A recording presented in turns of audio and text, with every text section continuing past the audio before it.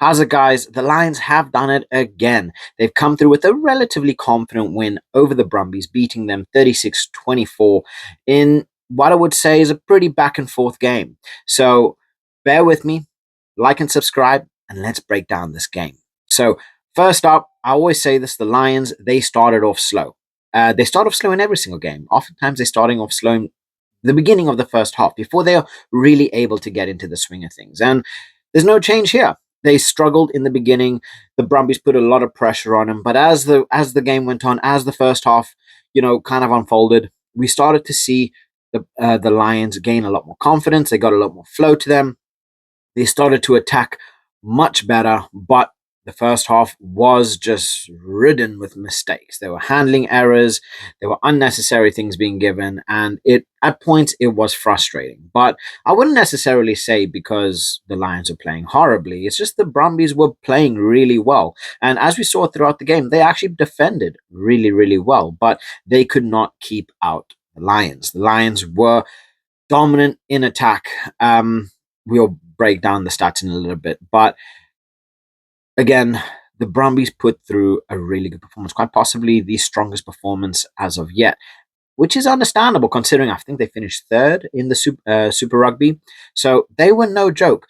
The Lions really had to dig deep, but ultimately, when you have players like Jamison Gibson Park, Van der Flier, you have Finn Russell, Marcus Smith came through with a brilliant try as well, but they were just too good. And at every single point, it felt like the Brumbies were really stopping the Lions, but they just couldn't keep up with the pace, with the speed, and it's very promising for the Lions. It's still not the finished project, or it's not finished, but it's improvements, right? We are seeing a lot of attacking prowess. Defensive wise, there are still gaps. There are still things that need working out, niggly little bits. But the Lions are making progress. We have the AUNZ team to play this Saturday, I believe. And then it comes down to the first Australia test, which is going to be massive.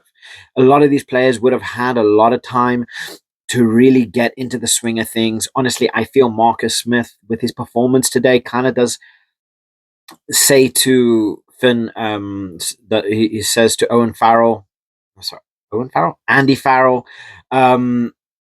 play me, start me, right? Whether it's in his natural position, whether it's in 15, he needs to get more game time.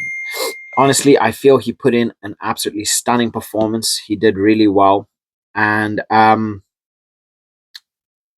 think he needs more time. He needs more time. So let me know what you guys think in relation to Marcus Smith and whether he has any place over, players like your Blair Kinghorn, your Hugo Keenan at 15s, or maybe your Finn Russell, Finn Smith at 10, right? So let me know your thoughts on that. But look, this was a strong game. This was a very strong game. I am very happy with the Lions, performances. Honestly, I think they did pretty well. I mean, we look at the try. So we had Tualima. He went in early for the Brumbies. Olly Chessum, he then responds with that not long after that. Lowe finishes off. So Lowe finishes off a try on the left-hand side. But if I'm correct, Lowe had a try cancelled out prior to that, only minutes prior, because of the Brumbies. He's got a weird name, but he basically had, which was quite possibly the try saving tackle of the bloody year. It was Muirhead.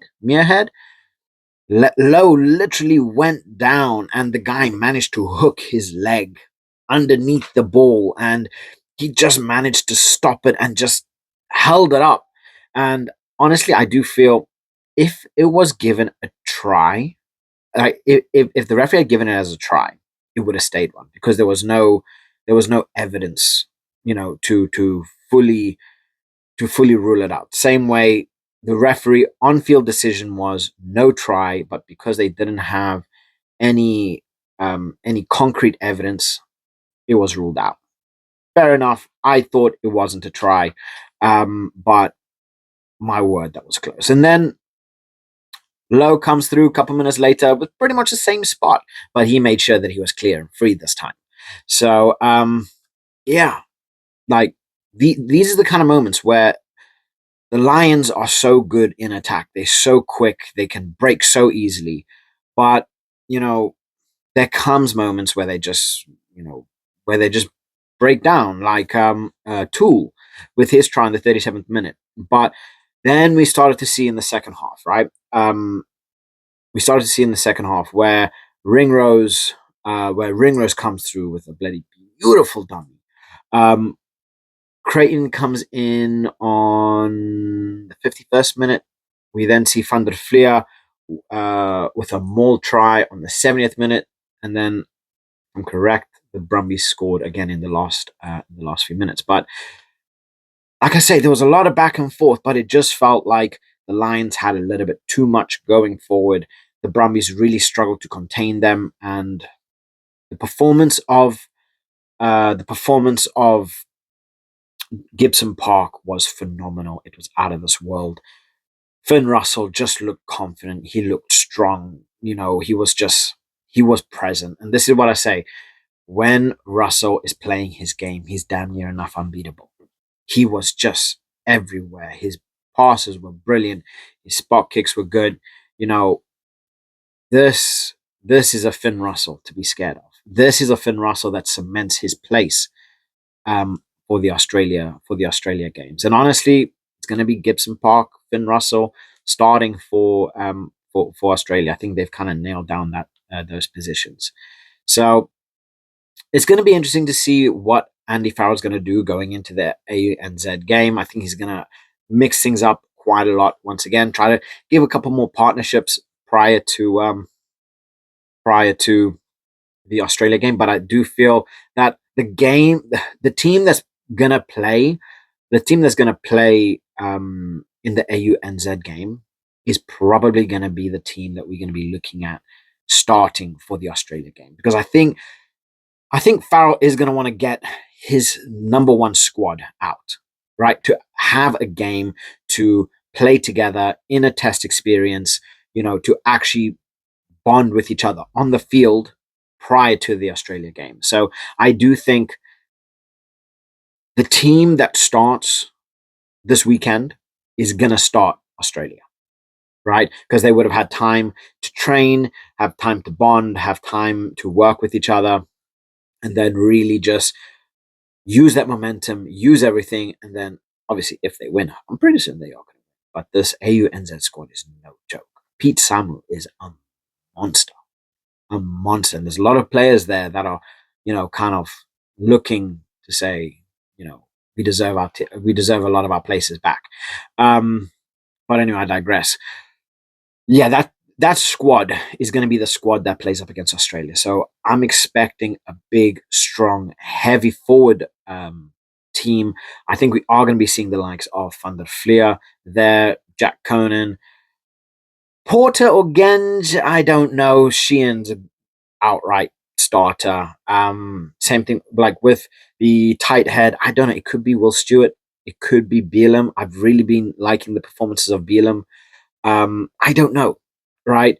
But there are certain players that have kind of cemented their place as as dead on starters. Like I'm pretty certain we're going to see Tommy Freeman. We're going to see James Lowe.